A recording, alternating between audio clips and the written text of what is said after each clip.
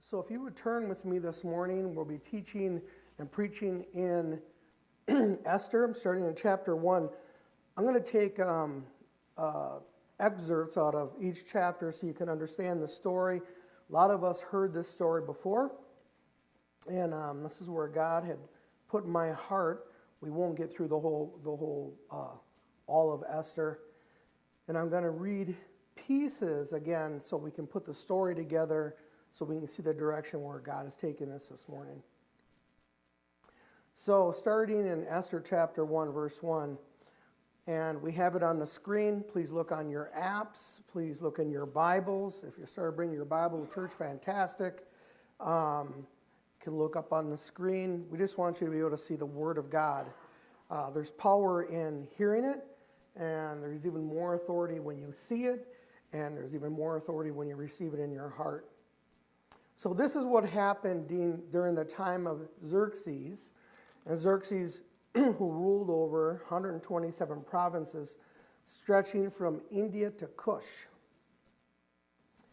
And Kush, just so you know, that's in Africa. It's one of the nations in Africa. It says one of these nations in the African nation of Kush, which historically was located south of Egypt in today's southern Egypt and northern Sudan. So you understand where Kush is. So this is a big area that Xerxes, who was the king at this time, ruler at this time, and he had 127 different provinces.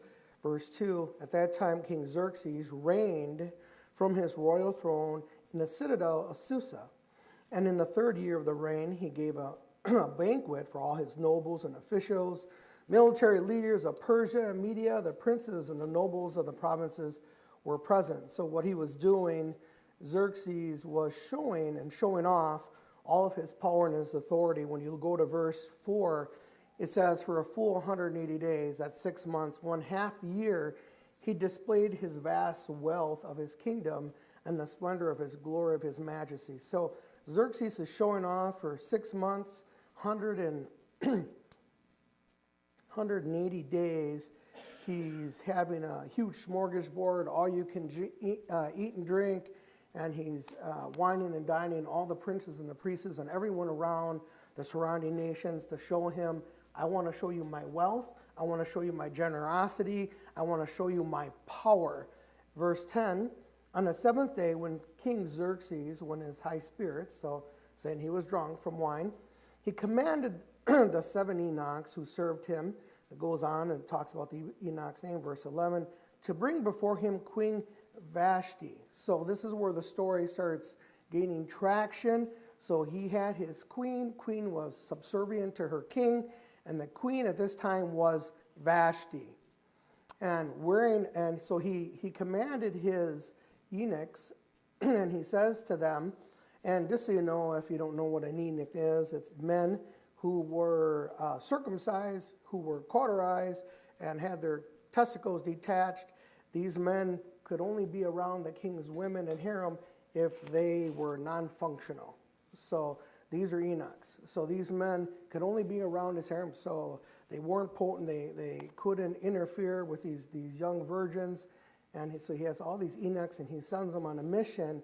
And he says, go get Queen Vashti and tell her to wear her royal crown in order to display her beauty to the people and the nobles, as she was lovely to look at. Verse 12. So the king, he's got a buzz going on, he's drunk, he's partying for 6 months on and off, and this guy's in a drunken stupor, and he says, hey, my wife, she's just a hot babe, and I want you to go get her, and I want you to dress her up, and I want her to dance around, and I want to show off everybody my beautiful hot wife. Okay, so that's the English term. All right, so the English term, he's saying, go get her. But his wife said, I ain't doing that. You got the wrong girl. And she turns around, she says, I'm not doing it. And he says, you are so. And the eunuch said, no. Vashti said, no go, king. I'm not doing it. So he was mad. He was very upset. That was his bride's possession, and he wanted to parade her around, and he wanted to show him. But now he's embarrassed.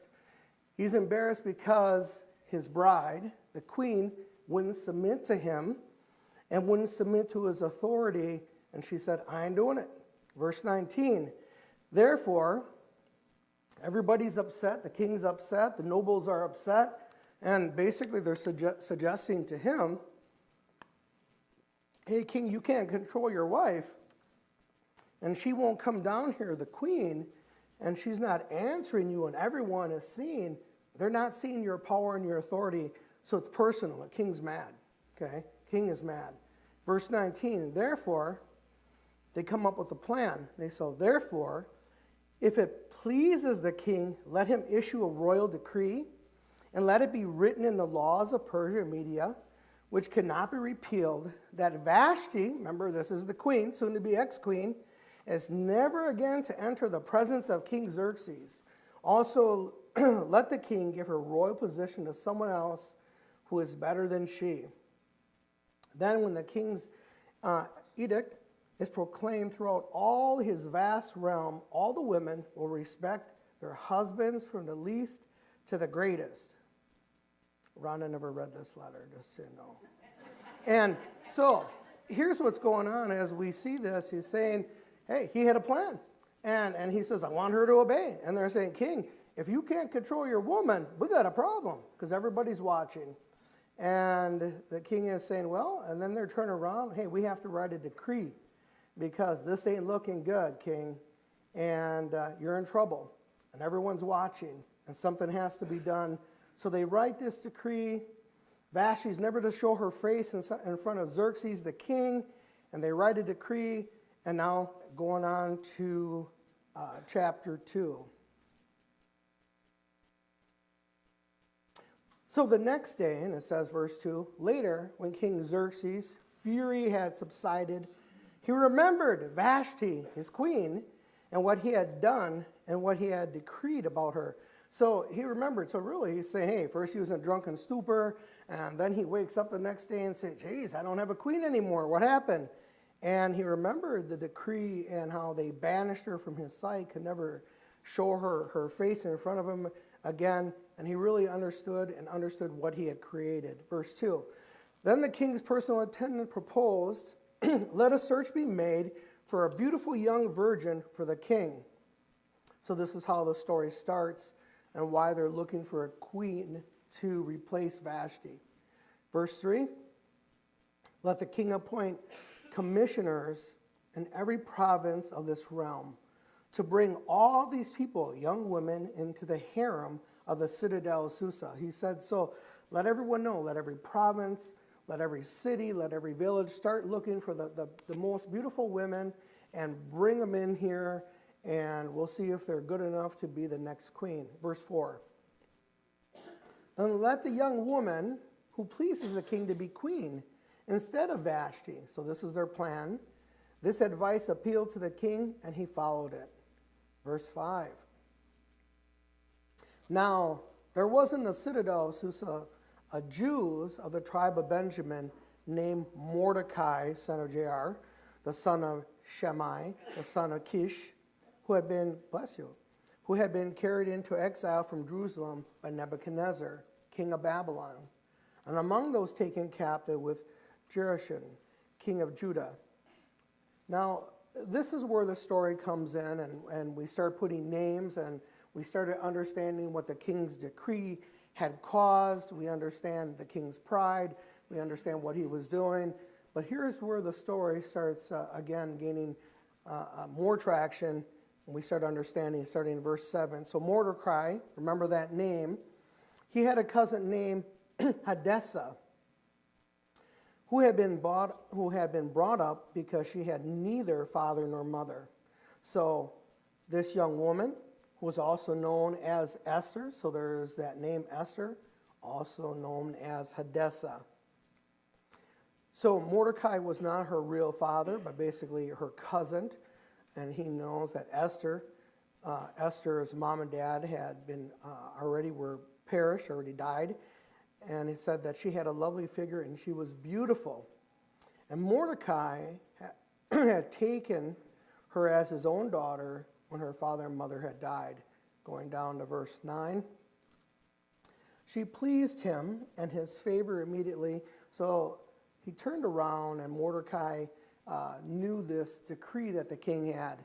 And Mordecai said, hey, Esther, you need to go to the citadel of Susa. You need to go and be one of these people who are going to be part of the king's harem and to see if you could be in the king's favor to be the next queen in line. So he knew the beauty of his cousin and how it says she had a lovely figure and she was beautiful. And he takes her into the capital, to the king's capital, and he says, hey, I want you to consider my cousin Esther, but so when they took him and all these women, it would be a 12-month of bathing in perfume and talking right and eating the right food and pronouncing their words the way the king wants to hear, because they had so many different languages. And it goes on, the historians are saying there was so many detail to all this. The king wanted it his way. They wanted to prepare these women for the king, so this is what was happening.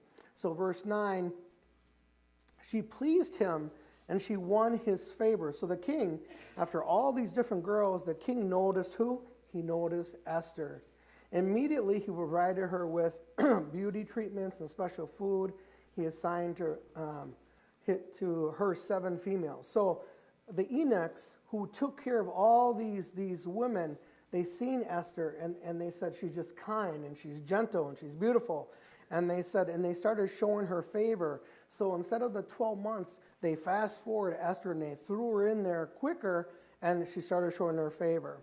Verse 10, Esther had not revealed her nationality and family background because Mordecai had forbidden her to do so. So even at that time, the Jews were looked at downcast and outcast and less than. So he told her, Mordecai, said, hey, listen, don't tell them that your nationality, that you're Jewish. Verse 11.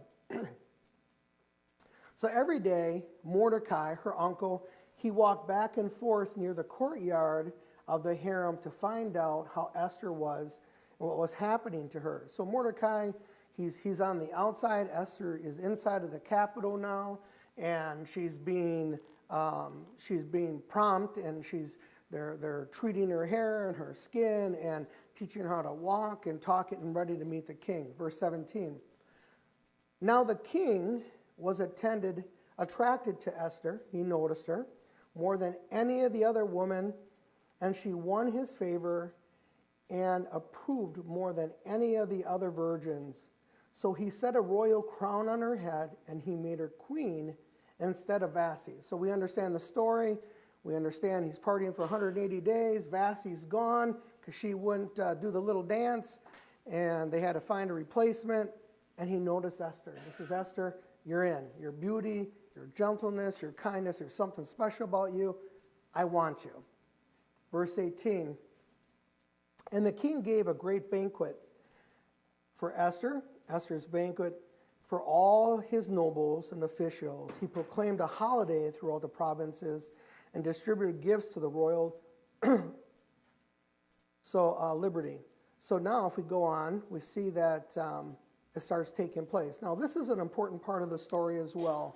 We hear that Mordecai, he's still in the picture. Esther now, she's crowned as queen, verse 20.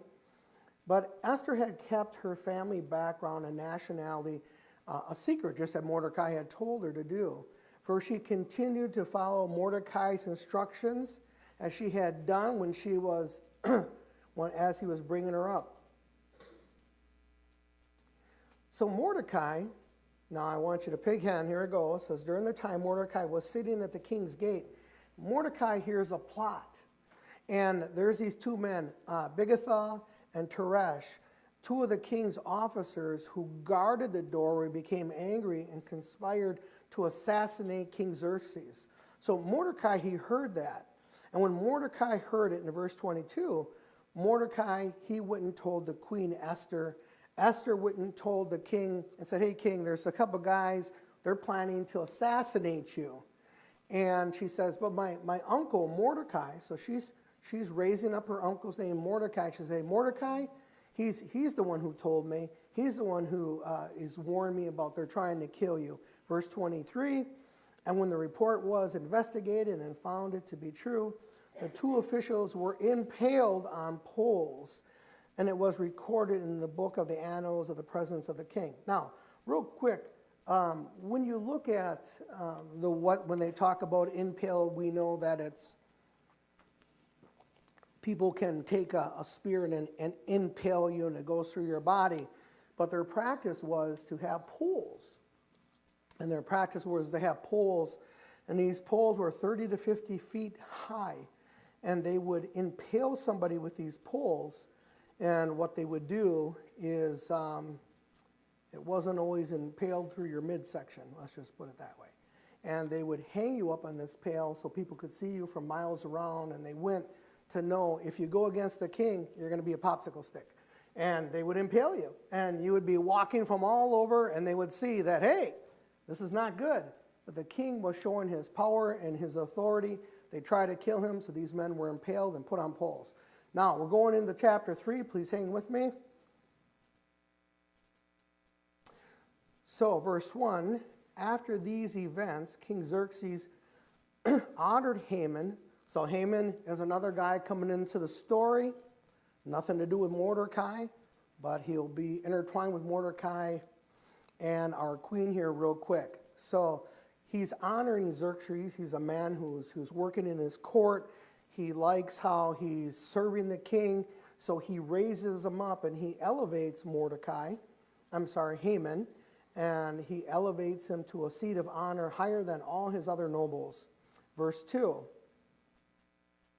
So all the officials, now Haman has this title, and all the officials at the king's gate knelt down and they honored Haman. So when Haman, he's walking through, and all the other king's officials, they would kneel down. For the king had commanded this concerning him. The king said, hey, you're going to honor Haman because I'm lifting him up. I'm empowering him. But Mordecai, remember Mordecai, he's a Jew. Mordecai, he would not kneel down or pay honor to him. Mordecai says, no, I'm not doing it. Verse 4.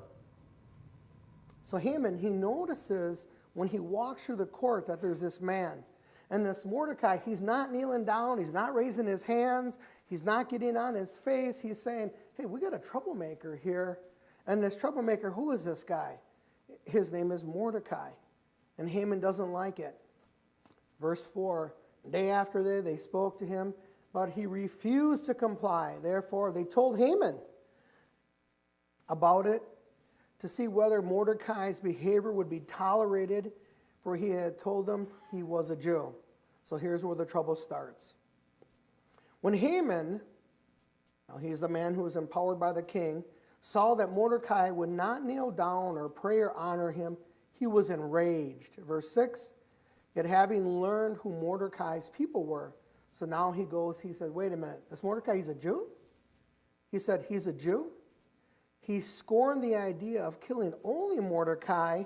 Instead, Haman, he looked for a way to destroy Mordecai's people, the Jews, throughout the whole kingdom of Xerxes. So what happened, he's saying, you know what, Mordecai, I hate you. I hate where you come from. I hate your people. And I don't only want to terminate you, extinguish you, terminate you, I want to terminate the Jews. I want to kill them. I want to wipe them out. I want to annihilate them. So now we go to verse 8. Then Haman says to Xerxes, hey, now this is how sneaky Haman is.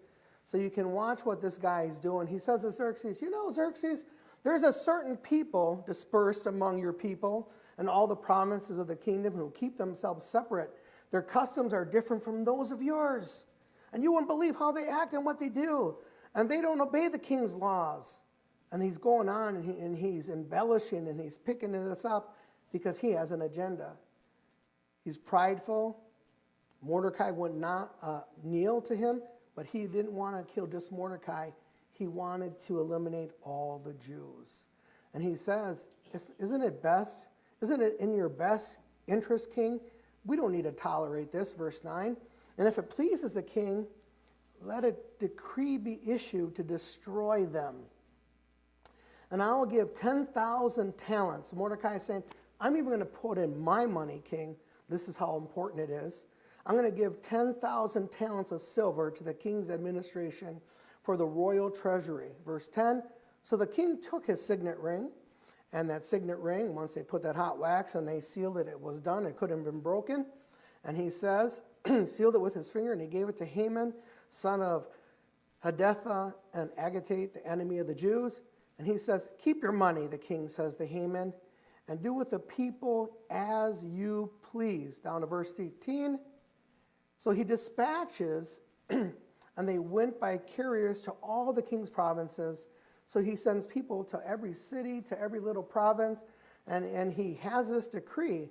And the decree says, dispatches were sent to carriers all over the kingdom's province with an order to destroy, kill, annihilate all the Jews, young and old, women and children, babies and everyone, on a single day, the 13th day of the 12th month, the month of Adar, and the plunder of their goods. So he says, not only can you kill them, you can kill their mothers, their grandparents, their kids, their babies, everything. You can annihilate them. And then when you're done killing the household, you can take everything that belongs to the household.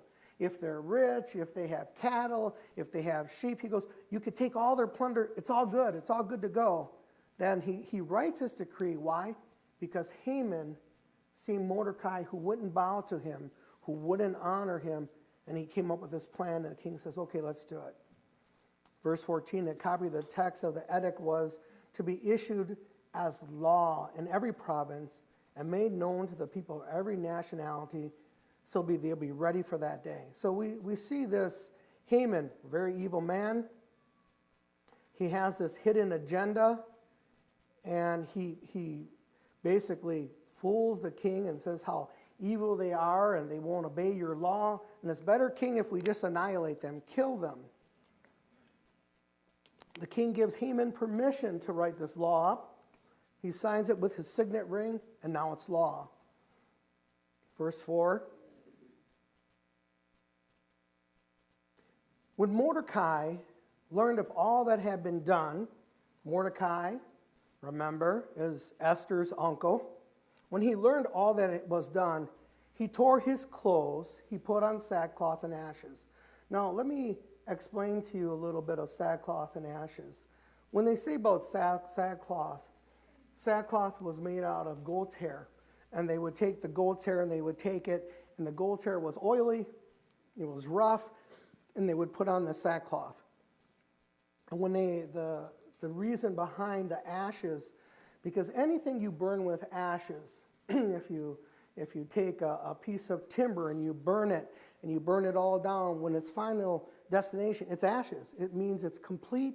It means it's finished. So they would take this sackcloth and they would cover themselves in ashes because the ashes were a sign of finish, completeness. And if you want to get real personal, we talk about people and we get cremated. Cremated, we have a human body, but when that human body is done and they burn it, you just have ashes. Everything, it's complete. It's done.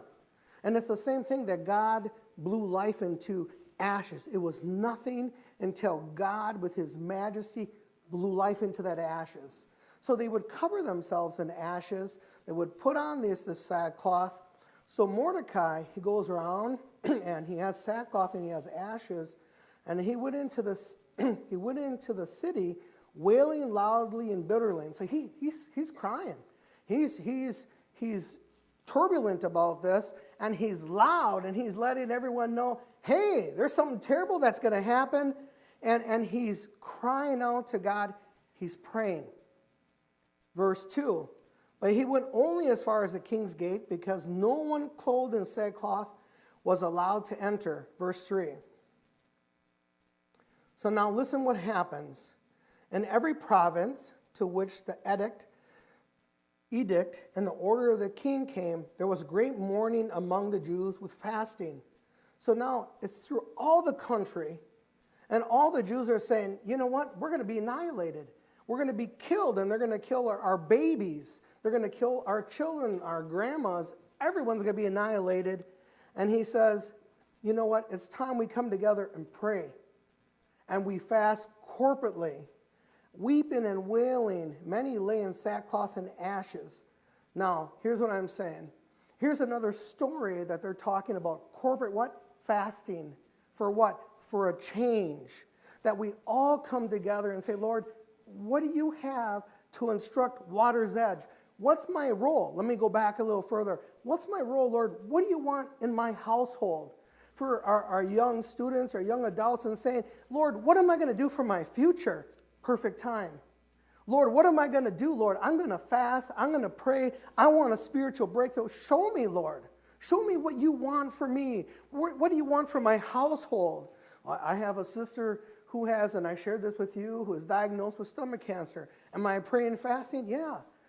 But I want you to understand, praying and fasting doesn't tell God what to do. Praying and fasting prepares us for God's answer.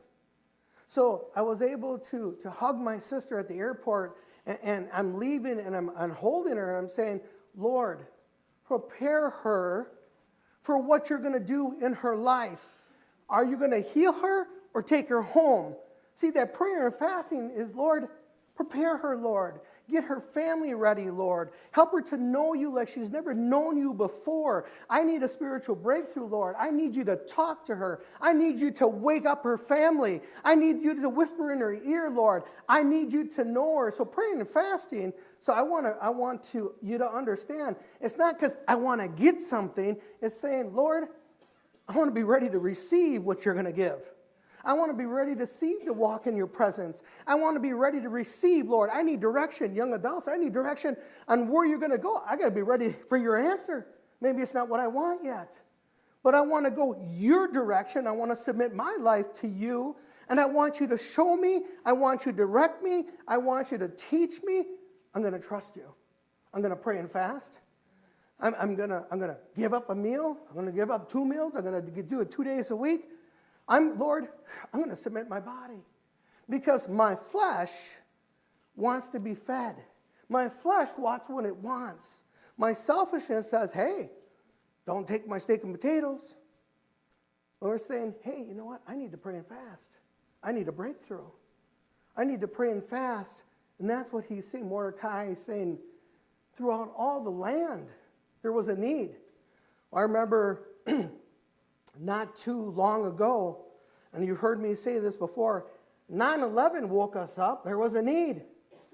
On every bar, on every pornography shop, on every place, oh, we believe in God. We need God now. 911, our buildings are on fire. 2,000 people killed.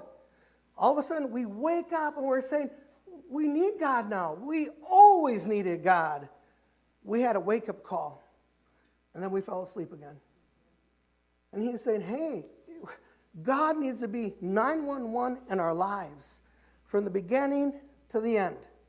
So here we see in verse 3, in every province which the edict, the order of the king came, there was mourning among the Jews. There was fasting, weeping, wailing.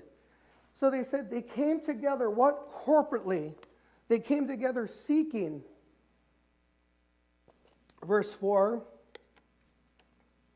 So Esther, she hears about her uncles from the eunuchs, and she says, Uncle Mordecai, what are you doing? You're going to get killed. And she's worried. And she says to him, to the eunuchs, he says, when Esther's eunuchs and the female attendants came and told her about Mordecai, she was in great distress. She sent clothes for him to put on instead of the sackcloth, but he wouldn't accept them. She says, Uncle Mordecai, get dressed. You're causing trouble. Uncle Mordecai, people are watching you. And you're screaming out loud, and they see you dressed in this sackcloth, and they see you covered with these ashes. Hey, we got a problem, Mordecai. I'm worried about you, Uncle. Here's some clothes. Tell him to go put it on. Then Esther summoned Havak, one of the king's eunuchs assigned to attend her, and she ordered him to find out what was troubling Mordecai and why. Why is my uncle acting crazy? What's going on? Verse 6. So Hathach, he went to Mordecai in the open square of the city in front of the king's gate. Here it goes. 7. Mordecai told him something that had happened to him, including the exact amount of money Haman had promised to pay for the royal treasury for the destruction of the Jews. He also gave him a copy of the text of the edict for the annihilation, which had been published in Susa. And he says, show this to Esther and explain it to her. Now here's where he's pleading on Esther's behalf to show to Esther and explain it to her. And he told him to instruct her to go into the king's presence and to beg for mercy and plead for him for her people. You know what he's saying to Esther? He says, Esther, you're in a place, Esther. That was just me here. He's saying to her, to the eunuch who Esther sent, tell Esther she's in a place of influence. Tell Esther she can make a difference. So tell Esther to go into the court and go talk to the king and tell the king, hey, do you know what's going on? Don't kill my people. And I want you to go into his presence and beg for mercy and plead for him for our people. So Hathach, he went back and he reported to Esther what Mordecai had said. Now, this is Uncle Mordecai. This is her father. This is her mother stand-in. And she has huge respect for him. Then the instructions, verse 10, then he instructed him to say to Mordecai, all the king's officials and the people, in verse 11, all the king's officials and the people of the royal provinces know that for any man or woman who approaches the king in the inner courts without being summoned from the king has but one law, that they're be able to be put to death. So let me back up. So verse 8, we see Mordecai saying, tell Queen Esther to go into the inner courts. And Queen Esther is saying, well, wait a minute. If you go into the inner courts and you're not invited, you get killed. The king kills you unless he shows you favor and extends his golden scepter and you can touch it and he says, come on in. But she says, but if I go, and you've heard about what happened to Vashti, the first wife, who wouldn't do the magical dance. She's no more. And now he's saying to Esther, he's saying, well, Esther, I need you. Esther, I need you to do something, and I need you to go in, and I need you to stand up, and I need you to make a difference. And he goes on, and again he says, she says, but they can be put to death unless the king extends the gold scepter to them and spare their lives. But for 30 days has passed since I was called to the king. He says, he hasn't even noticed me for 30 days. Then Esther's words reported to Mordecai. Now listen to what Mordecai says. He sent back this answer. Hey, don't you think that because you're in the king's house, that you alone of all the Jews will escape? He says, hey, and here's what he's saying. He says, hey, Esther, you're not going to be spared because you're dancing around in the king's courts. He goes, it makes no difference. You're a Jew. You're a Jew, and when he finds out, you're going to be killed like all, because he has this decree that he signed with his signet ring, and he can't undo it. And he says, you're going to be killed too, Esther. So he says, listen, I want you to wake up, Esther, because it's not about you, it's about God's purpose. Now it goes on. Esther needed reminded, verse 14, for if you remain silent at this time, relief and deliverance for the Jews will arise from another place. But you and your father's family will perish, and who knows? And here's the famous saying that we all hear in the Bible, that you have come to your royal position for such a time as this. You see, he's saying to her, you know what, Esther? It's not about you. When we came here to this town, we prayed and fasted. Lord, I know nothing about Ogden. I hardly know anything about Iowa other than they have a lot of corn and pigs. That's what we knew in Wisconsin, corn and pigs, right? And you guys have a good football team. And we're like, oh, we hate playing Iowa.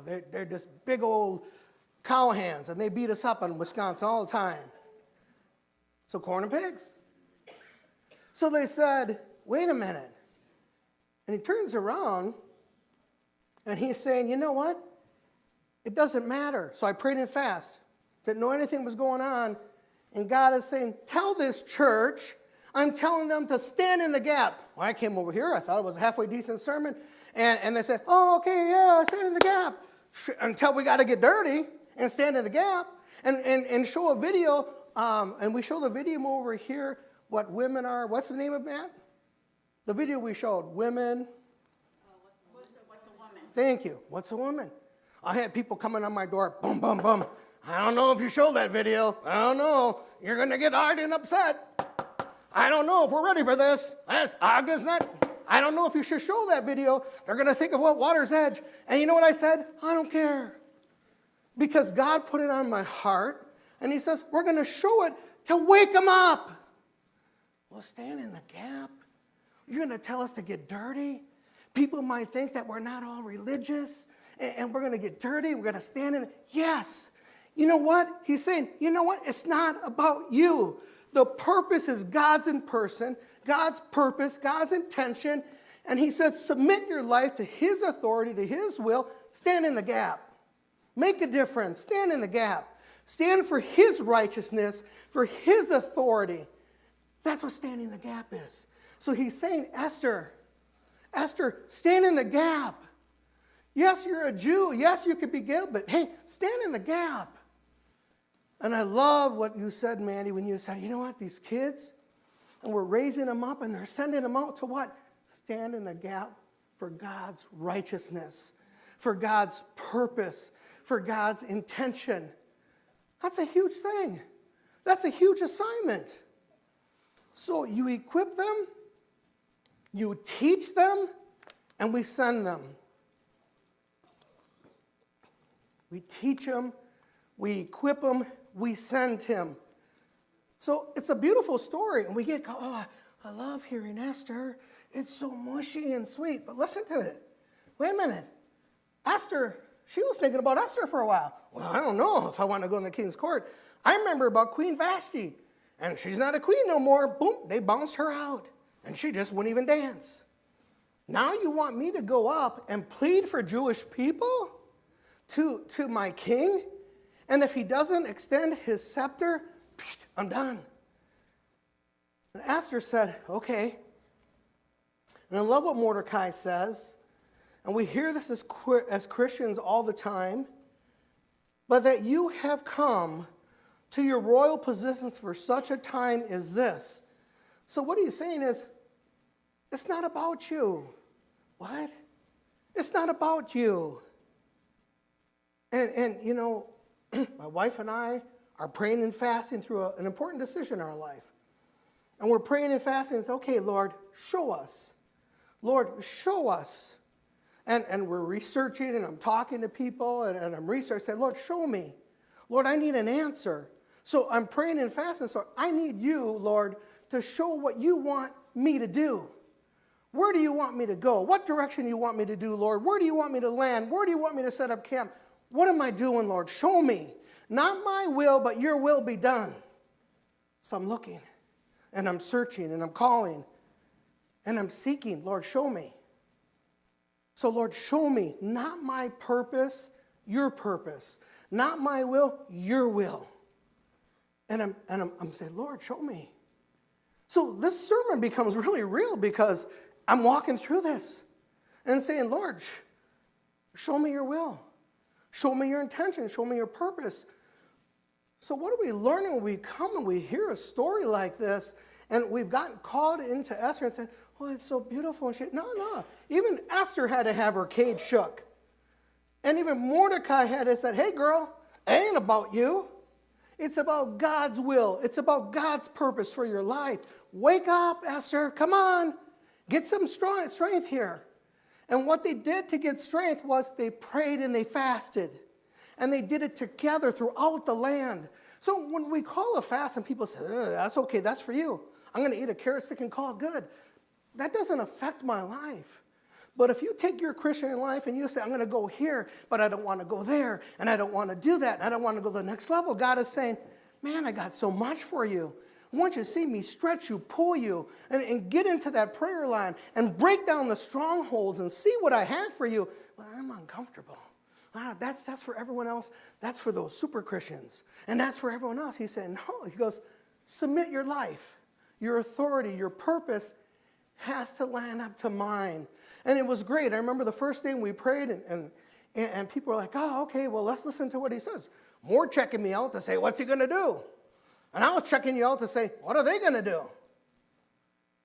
Hey, is he nuts? Yes, a little. But you know what? Here's the deal. The word.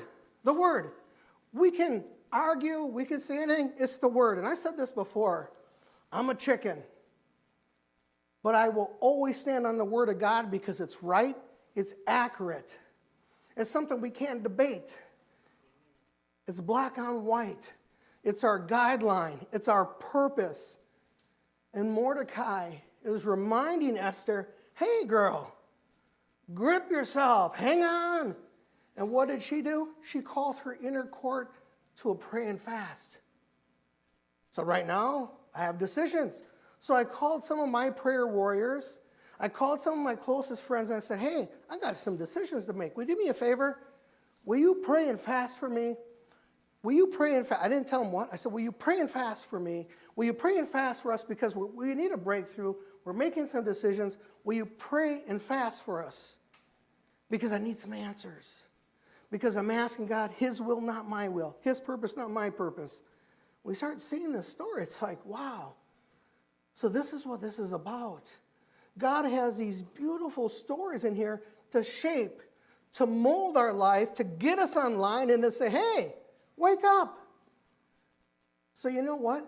God chose you, Water's Edge, to say, I'm calling you as a church to represent me to stand in the gap. Well, you know what? That takes some praying and fasting. That takes preparation. That's taking, let me die to myself and let me read what the word says so I can represent you the best way. That's what Mordecai is saying to Esther. He says, hey, girl, we know what the book says. We need to pray to our God. We need to get online. We need to get aligned with his purpose. So we showed a movie to wake up a church. We showed a movie to wake up a town. We showed a movie to wake up a council. We showed a movie to wake up the school board. We showed a movie to say, you know what? We're not going to do nothing because nothing's unacceptable. So Mordecai is saying to Esther, doing nothing, girl, unacceptable. Being passive and ignoring it, unacceptable. And Jesus died on the cross. Wow. But he says to his apostles and he says to us, you too will drink that cup. Wait a minute. What cup are you talking about? He says that cup of submission, that cup of surrender, that cup of saying, Lord, your will be done. That's what he's talking about, not about religion. He's saying my will, my purpose. And what a beautiful story. What an incredible, beautiful story. So hopefully, what we should feel this morning is challenged. Challenged. Challenged about our prayer life. Challenged about our personal life. And really, we need to take some inventory. Lord, what is it your purpose for me?